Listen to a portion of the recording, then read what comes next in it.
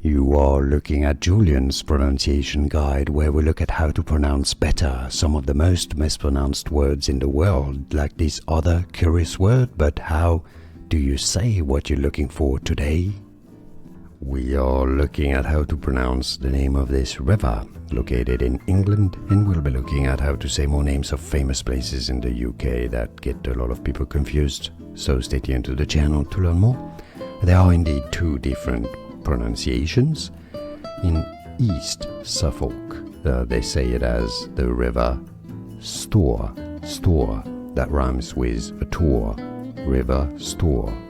And those of West Suffolk say it as Stour, that rhymes with a tower, River Stour or Stour.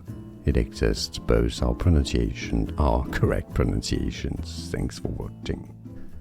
Here are more videos on how to pronounce more confusing words and names too many mispronounced. Like this video if you found it useful. I appreciate your support. I'll see you soon, and thanks for watching.